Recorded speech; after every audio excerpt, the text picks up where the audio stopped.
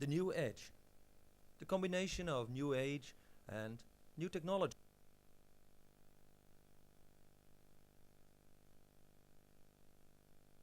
Exemplified by Mondo 2000, the premier magazine coming from Berkeley. We talk with Hyde Foley, the present editor, and Are You Sirius, the founder of Mondo 2000, about their views on the cyberspace.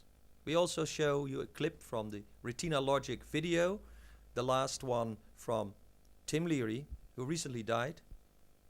And we hope you enjoy it. We excuse for the poor sound quality of the interview with Are You Sirius.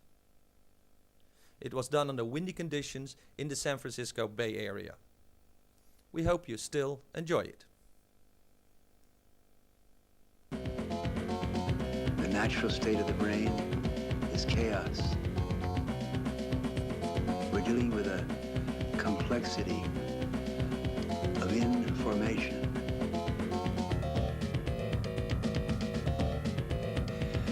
The first thing to do is to overwhelm your focused mind, your linear mind, by overloading signals, digital patterns, clusters of photons and electrons, which produce a pleasant state of confused chaos. This is the state of the brain when it is ready to be informed, that is, to be reprogrammed.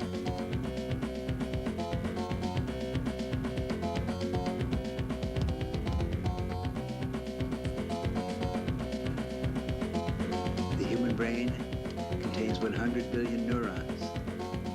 Each neuron is as powerful as a large computer, and each neuron has around 10,000 connections with other neurons. Within our foreheads, there's a chaos.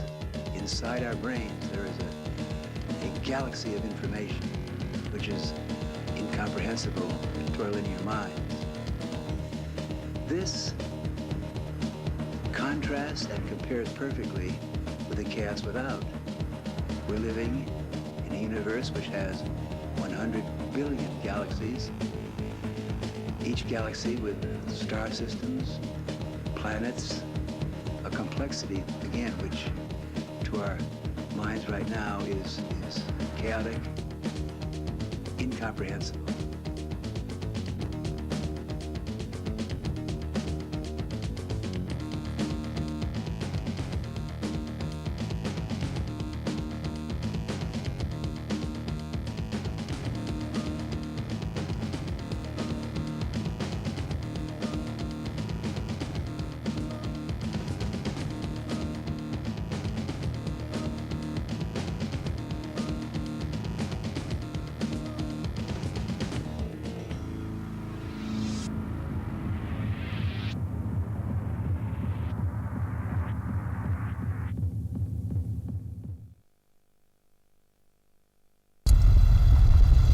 Are You Sirius?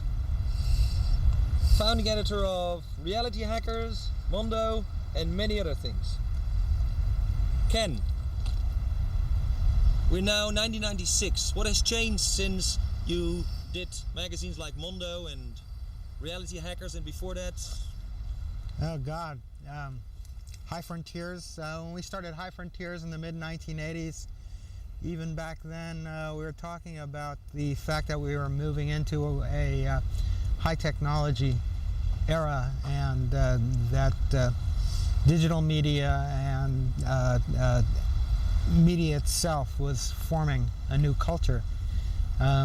We started Mondo 2000 in 1989, toured with the book Mondo 2000, A User's Guide to the New Edge in 1993. Went around telling people there was this thing called the internet and that it might turn out to be important, that computers were motivating culture, that technology is what changes culture rather than politics. People looked at us like we were from outer space, and now it's sort of become a cliche. Now we sort of come at it from the other side. Many of the very same things that we were trying to communicate and that we were trying to push to the fore in public consciousness, we want to now question it and we want to subvert it a little bit, cyber culture has become an AT&T commercial in 1995, 1996. So you have a feeling it's time to move on? It's time to move in a lot of different directions, to move to not so much chase the edge, to try to be faster than everybody all the time, to try to move forward all the time, but to dig underneath the speed that we have in our culture and discover the complexity that we have within our culture, because the watchwords for Mondo 2000 were speed and complexity. But when you get into a culture of tremendous speed, most people just see the surface, because when you're surfing that web and you're just going to the home page, the front page, you're very impatient to get onto the new thing. You're looking for the newest shockwave video thing, the newest VRML thing, newest thing, the fastest thing, the hottest thing. You're missing the actual content that all this technology has the ability, the possibility of bringing to people. Are you in fact saying that we have gone too far in the direction of form and that it is time to re-evaluate the content behind it? That's sort of exactly what I'm saying, actually. I mean, if you look at what the web is, it very much mimics the ideas that Ted Nelson was proposing when he talked about hypertext and having a hypermedia library of all of the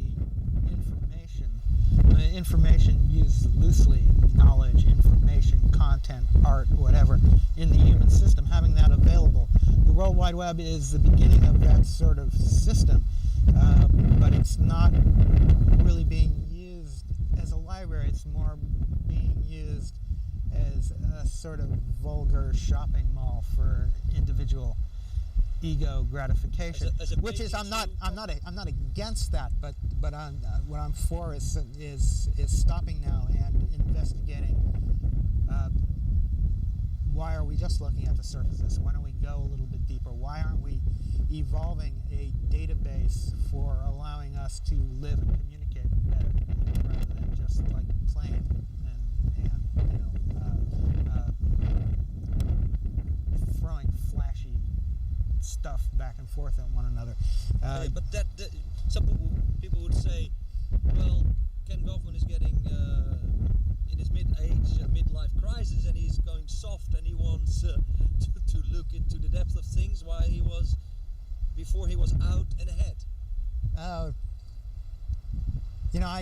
For me, Mondo 2000 was never about chasing the edge, trying to be absolutely on the absolute edge of everything. Although there was a lot of pressure on us to try to do that.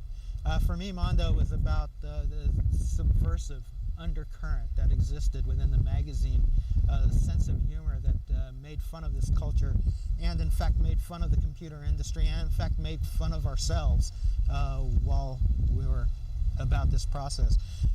It's about,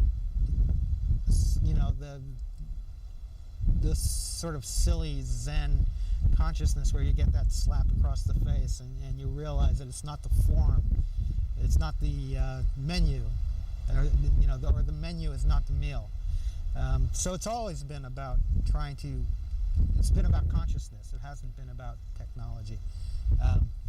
Also, my interest in technology and new technology and pushing the frontiers of technology has always been about being interested in technologies that could change the human economic situation. The notion that we could eliminate scarcity by, for one thing, building self-replicating machines. In other words, like we have biotechnology, and we're moving into nanotechnology, which is the manipulation of molecules as information. But that's a utopian view, to think that technology will actually help us. Do you still have that? Do you believe that technology is for the good of mankind? I don't think it's a simple yes or no thing to ask whether technology is for good or for bad. I think, as monkeys with thumbs and forefingers, and brains that see things in 3 dimensions and allow us to move and have 6 degrees of freedom. You know, this great actual virtual reality that we actually live in, and be able to manipulate and make tools and think about how things work. This is obviously something that's meant to be, and we use that to help us to live, in the sense that yes, we get food, we store it in a refrigerator, we build homes to protect us from the elements. Anything other than sort of sitting in the mud with your thumb up with your thumb up your butt waiting to die is sort of an idealistic, extropian, extravagant use of technology in order to survive and to improve conditions. And so technology goes in all directions. I mean, you can't say good or bad. So you're really looking for the consciousness, the awareness, the things behind the technology, that what drives it and where it should lead to. I'm interested in people investigating what it is in the human system that allows us to be governed by illusions like the money system, and if through an accumulation of information and ideas and all the stuff in the human system, we can have a look at where we are now as human beings, in the sense that Buckminster Fuller talked about in Critical Path, and realize that resources, things of value, things that we exchange are not the same as money or ownership. Then something else happens. I don't know that, the something else that happens, I don't know what that something else that happens would be, but I see the internet really as